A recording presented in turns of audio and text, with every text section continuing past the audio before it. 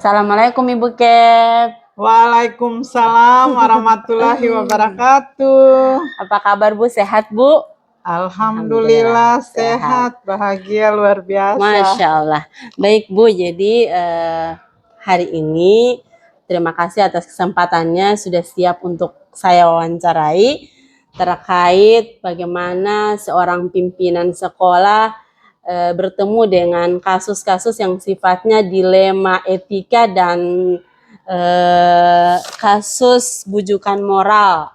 Nah, saya langsung saja di pertanyaan pertama, Bu. Selama ini kira-kira bagaimana Ibu mengidentifikasi kasus-kasus yang merupakan dilema etika dan bujukan moral? Terima kasih atas kesempatan yang diberikan pada saya hari ini.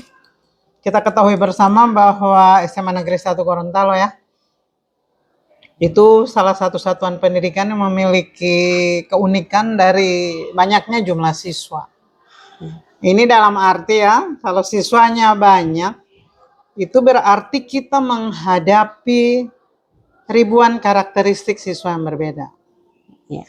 Dan pastinya yang ditanyakan tadi, yang ada namanya dengan dilema tentang hal itu pasti pernah terjadi di lingkungan sekolah dan barangkali sering. Bagaimana saya mengidentifikasi hal itu terjadi di sekolah? Ya. Kita ketahui bahwa di SMA Negeri 1 Gorontalo ini kan kita punya teamwork ya, atau kelompok-kelompok kerja yang tergabung di dalam indikator kerja menjadi tupoksi masing-masing. Ini paling banyak pastinya yang berperan di situ adalah guru BK, termasuk kepala sekolah saya, di mana ada beberapa hal yang kita bisa identifikasi secara langsung, ada juga yang nanti setelah ada kejadian kita menerapkan ini. Mana cara mengidentifikasi? Ini nampak dari karakteristik siswa melalui apa yang dilakukan oleh guru, oleh pegawai, yang paling khusus oleh Bapak Ibu guru BK. Karena anak-anak yang seperti ini teridentifikasi nanti pada saat mereka curhat ke guru BK bahwa mereka punya masalah dengan latar belakang apa ya, sehingga menjadikan adanya apa yang dinamakan dilema tadi. Baik Bu, berarti menjalin kolaborasi sesama tim ya. Baik Bu, saya lanjut ke pertanyaan berikut. Selama ini bagaimana Ibu menjalankan pengambilan keputusan, terutama untuk kasus-kasus dilema, dan itu ada dua kebenaran di sana, misalnya bertentangan antara keadilan dan rasa belas kasihan. Kalau saya selaku kepala sekolah, saya harus bisa menerapkan keadilan, yakni memberikan hak dan kewajiban yang sama pada semua orang, perlakuan yang sama pada semua orang tanpa membeda-bedakan latar belakang sosial, ekonomi, ras, dan sebagainya. Begitu juga pada siswa. Dan untuk apa yang dinamakan dengan dilema antara adil dan belas kasihan ini, kita mengacu pada arti keadilan yang paling hakiki yang kita ambil. Yakni ada satu konsep keadilan yang bersikap imparsial. Imparsial ini sikap yang tidak memihak kecuali pada kebenaran. Dan ini yang terjadi ya. Tadi dikatakan bahwa dua-duanya ada pada kebenaran. Misalnya, antara harus berbuat adil dan kita kasihan. Pada saat saya berinisiatif ingin mencari tahu kebenarannya seperti apa, karena dari wajah anak ini menunjukkan bahwa anak ini tidak pernah ada kasus. Setelah ditelusuri di BK juga dia tidak pernah ada kasus sebelumnya, sehingga alhamdulillah pada saat itu kami maafkan dan kami berikan kesempatan untuk menjadi, alhamdulillah sampai hari ini anak itu tetap menjadi anak yang baik. Dan saya sempat menulis satu cerita pendek tentang anak ini dengan menginisialkan namanya dengan orang lain. Iya. Dan ini merupakan satu hal yang saya alami dan sangat membuat saya terenyuh dengan hal itu. Dan disitulah yang ditanyakan Ibu Ida tadi, yakni tentang seperti apa kita berada pada dilema antara keadilan dan kebenaran. Iya. Baik, inspirasi sekali ceritanya Bu. Termaksud Ibu sudah menjawab langkah atau prosedur seperti apa yang Ibu lakukan jika menemui kasus seperti tadi ya. Nah, lanjut saya bertanya, hal-hal apa saja yang selama ini Ibu anggap efektif dalam pengambilan keputusan pada kasus yang dilema etika tadi? Contohnya seperti yang tadi. Iya, saya katakan tadi kita bekerja tim ya. Iya. Selama ini yang terjadi adalah dari tim BK mengidentifikasi kalau ada anak-anak seperti itu, lalu kita mencarikan solusi. Selalu solusi itu yang utama. Dan kita memberikan rekomendasi dalam bentuk sikap yang tidak akan menjadikan anak ini tidak nyaman. Sehingga pendekatan pertama barangkali dengan membuat surat pernyataan pertama, mengundang orang tua, kita telah sebenarnya ada apa dengan anak ini, lalu kita beri peringatan lagi yang kedua dan ketiga. Cara efektif, cara paling efisien itu adalah menjeda mereka, iya, dengan cara skorsing di sekolah ini pun kita lebih ke konsekuensi logis ya. Iya. Jadi kita menjeda mereka untuk dibina di rumah.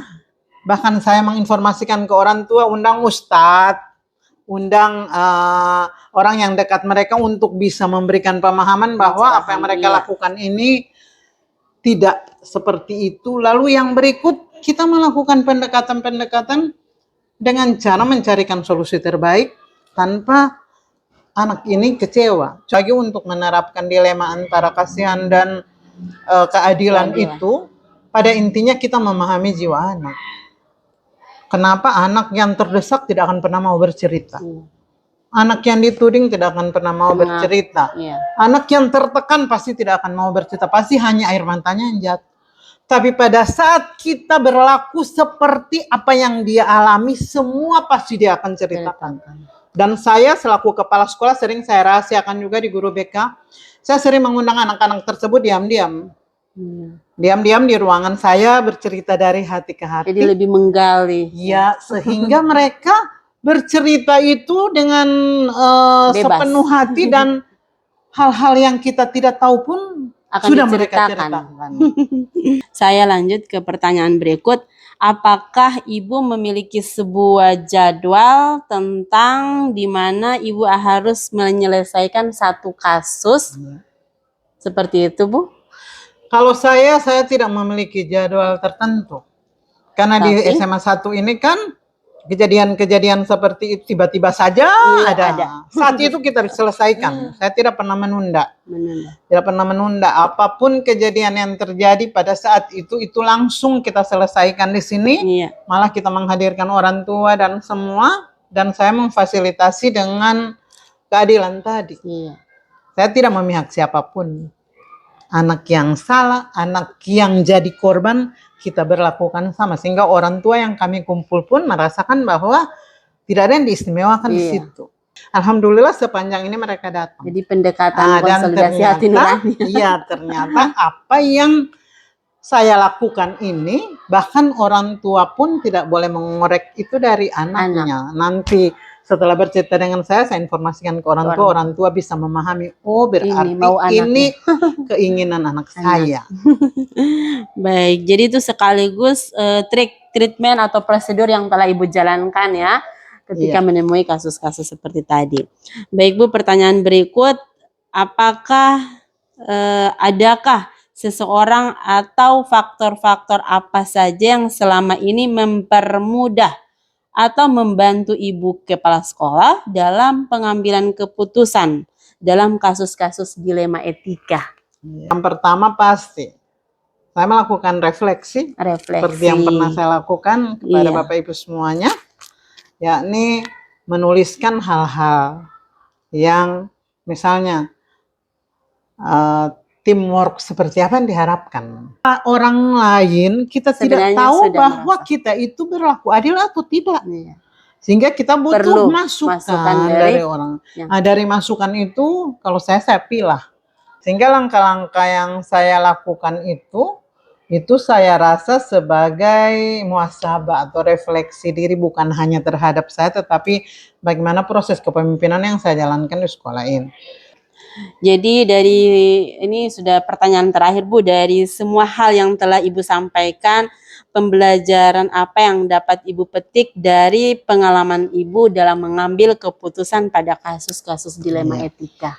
Jadi kalau ini saya secara pribadi ya, yang pertama yang bisa saya ambil hikmahnya atau saya petik dari pengalaman yang ada, secara pribadi kita bisa merubah sikap kita dari sikap yang tadinya barangkali kita terlalu prinsipal dengan diri kita sendiri. Saya orang prinsip ya.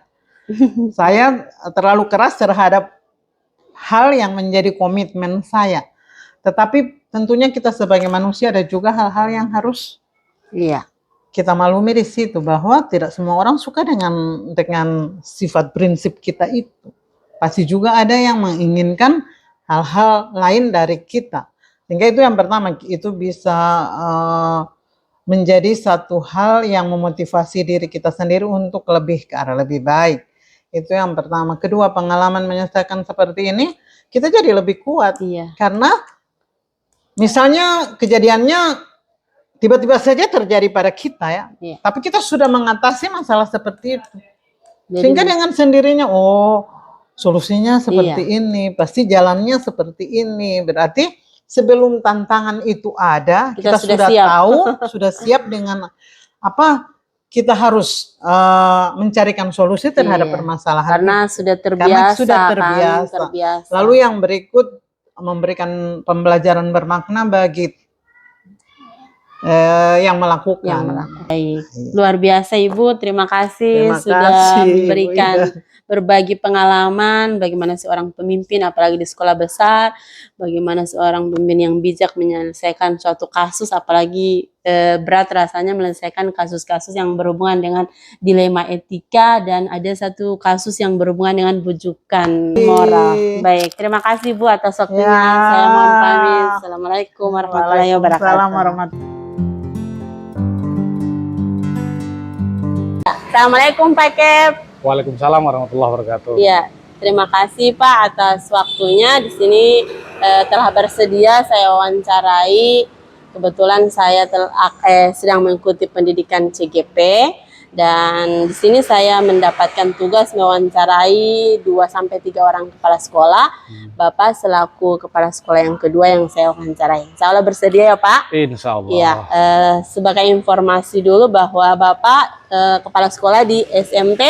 Saya di SMP Negeri 3 Satu Atap Paguyuban Pantai di Kabupaten Bualem. Oh iya, baik Pak. Jadi mungkin kalau dilihat dari kondisi letak geografis, saya berada di kota, Bapak berada di Kabupaten Bualem, tapi alhamdulillah bisa bersedia untuk saya wawancarai. Baik, saya langsung saja ke pertanyaan pertama. Selama Bapak menjadi kepala sekolah atau memimpin sekolah, bagaimana Bapak dapat mengidentifikasi kasus-kasus yang merupakan dilema etika atau bujukan moral? Dilema etika? Iya, kasus-kasus dilema etika atau bujukan moral. Jadi begini, ketika terjadi semua itu di sekolah, ya jelas saya harus mencari sumber informasi yang jelas, baik itu dari guru, ya kan, baik dari guru BK atau usaha, dan karena saya juga berada di lingkungan sekolah, jadi sehingga saya bisa dengan mudah dan bisa mengetahui secara langsung. Gitu. Kalau kasus yang kedua ya kemungkinan besar kalau misalnya terjadi di GTK-nya, saya bisa secara langsung untuk memantau. Jadi Bapak maunya secara langsung meng-cross check langsung dengan cara itu Bapak mengidentifikasi ya. Baik, saya lanjut ke pertanyaan kedua.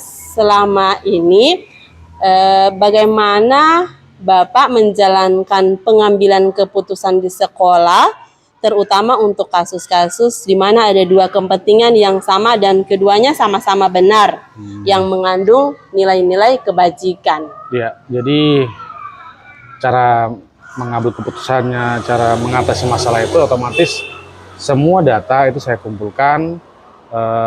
Saya harus melalui tahap pertimbangan, saya harus melalui tahap apakah ini masalah ini benar-benar sangat tingkatannya lebih tinggi, atau sedang atau rendah, sehingga kalau memang seandainya itu bisa saat itu saya langsung bisa ambil keputusan, bisa diselesaikan, ya mungkin saya akan selesaikan saat itu.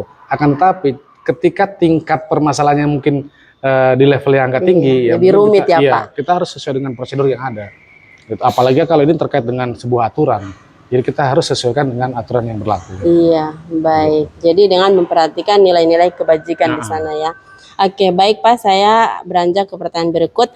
Langkah-langkah atau prosedur seperti apa yang biasa Bapak lakukan selama ini dalam mengambil keputusan untuk kasus-kasus yang dilema etika dan ataupun kasus bujukan moral? Ya, kalau untuk apa ya, misalnya contoh gini lah, misalnya ada guru yang sering minta izin misalnya. Iya, misalnya sering minta izin, ya saya harus sesuaikan dia itu minta izin untuk apa. Kan itu dulu.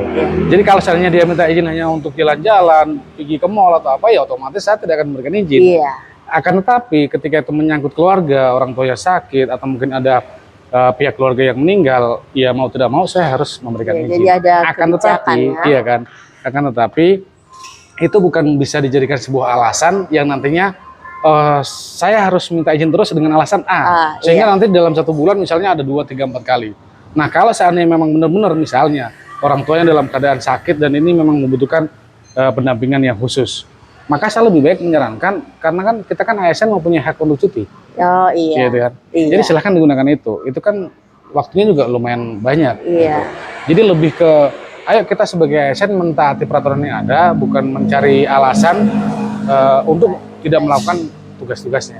Iya, jadi seperti itu yang selama ini yang biasa Bapak jalankan. Nah, hal-hal apa saja yang selama ini yang dianggap efektif, jadi dianggap efektif dalam pengambilan keputusan pada kasus dilema etika. Misalnya ada Bapak bertabrakan antara dua nilai kebajikan, yang satu sesuai aturan, yang satu misalnya karena Bapak merasa belas kasihan pada satu pihak atau satu individu personal, ya seperti apa kira-kira yang efektif? Ini sering terjadi di saya sih sebenarnya. Di sisi lain, ketika kita ingin menerapkan sebuah regulasi, sebuah aturan, itu bertentangan dengan hati nurani. Makanya lagi-lagi saya sampaikan bahwa kita melihat skalanya, kita melihat bobot dari permasalahan yang hadapi misalnya guru ya. Gitu.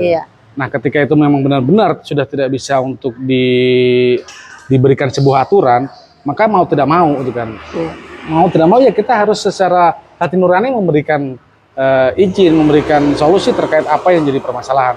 Akan tetapi, saya lebih cenderung untuk semua ASN itu ya kita kan diatur. Selama ini kita diatur, kita harus mentaati peraturan perundang-undangan yang berlaku sebagai seorang ASN. Bahkan contoh kasus salah begini. Ada ketika ditempatkan di daerah yang mungkin agak jauh, ada sistem lobby gitu kan, supaya janganlah ini dekat rumah. Bujukan moral. Gitu kan. Nah, ini kan sebenarnya ketika kita diangkat sebagai ASN ya mau tidak mau kita harus mau untuk ditempatkan di mana saja. Nah, akan tapi kembali lagi ke pertanyaannya si Ibu, bahwasannya adalah kita lihat bobotnya. Agar efektif dalam penyelesaiannya. Sehingga kalau memang itu benar-benar berat dan memang benar-benar ini nggak boleh aturan yang diberlakukan, ini harus menggunakan hati nurani. Ya mau tidak mau saya harus menggunakan hati nurani. Berarti tapi selama masih boleh untuk menggunakan aturan ya saya harus taati aturan. Jadi Bapak selalu berupaya bahwa tidak ada pihak yang dirugikan di situ gitu. Gitu. Kalau dia misalnya masalah untuk siswa, otomatis saya kan tidak bisa mengambil keputusan sendiri.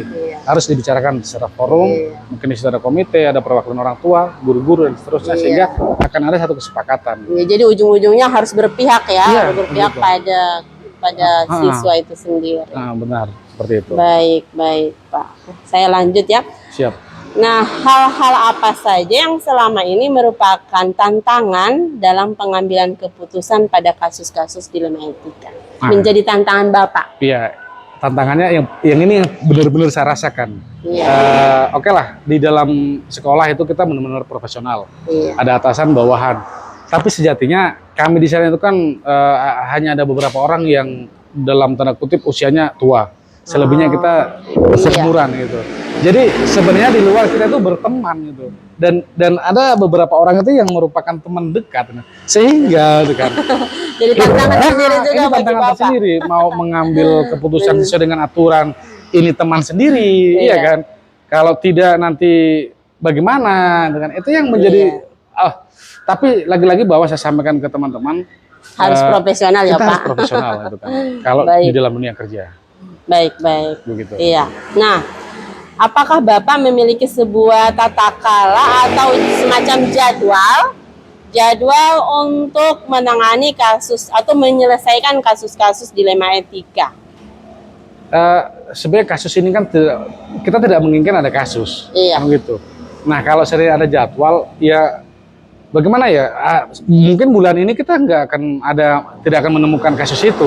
Mungkin bulan depan ada. Iya. Gitu kan. Sehingga kalau jadi untuk kondisional ya. Kondisional, lebih ke ya kalau ada kasus kita berusaha untuk menyelesaikan.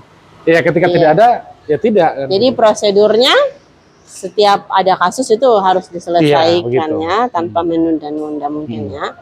Baik. Adakah seseorang atau faktor-faktor yang selama ini membantu atau mempermudah Bapak dalam pengambilan keputusan? Iya, ada.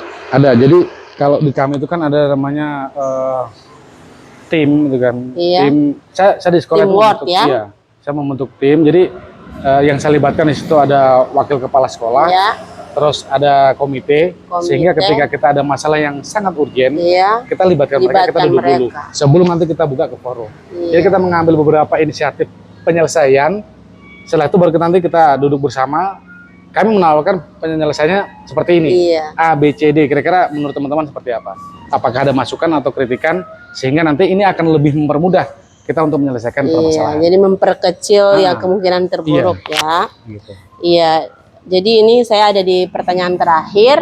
Dari semua yang telah Bapak sampaikan, pembelajaran apa yang dapat dipetik dari pengalaman Bapak dalam mengambil keputusan terutama kasus dilema etika? Jadi begini, beratnya seorang pemimpin itu bukan karena kualifikasi pendidikannya, bukan. Kalau menurut saya, jadi lebih ke pengalaman dia dalam mengambil sebuah kebijakan. Kalau menurut saya, jadi kalau misalnya akademis itu, oke lah siapapun itu bisa belajar. Akan tetapi pengalaman inilah guru terbesar yang nantinya kita bisa mengambil sebuah kebijakan ini benar atau tidak benar, kan begitu. Sehingga dalam mengambil keputusan itu, saya harus benar-benar saya tidak ketika ada satu sumber informasi saya harus setelan terus saya eksekusi, tidak. Saya tampung dulu, dan setelah ditampung nanti kita di cross check kita mencari solusi mana alternatif terbaik. Apakah ini akan ketika kita mengambil keputusan A, kebijakan A ini lebih banyak negatifnya atau positifnya. Nah, ketika lebih banyak positifnya, solusi itulah yang akan dijalankan. Gitu. Baik. Kira-kira seperti itu. Iya. Jadi memadai apa yang telah Bapak sampaikan. Semoga pengalaman Bapak memimpin sebuah sekolah itu akan menjadi juga pembelajaran bagi saya, terutama bagaimana seorang pemimpin itu mengambil keputusan, apalagi yang dihadapkan pada kasus-kasus yang dilema etika, dua-duanya benar, memiliki nilai-nilai kebajikan, dan apalagi kalau misalnya kasus-kasusnya termasuk pada bujukan moral. Baik Pak, terima kasih atas waktunya. Ya, Assalamualaikum warahmatullahi wabarakatuh. Waalaikumsalam warahmatullahi wabarakatuh. Sudah. Cut.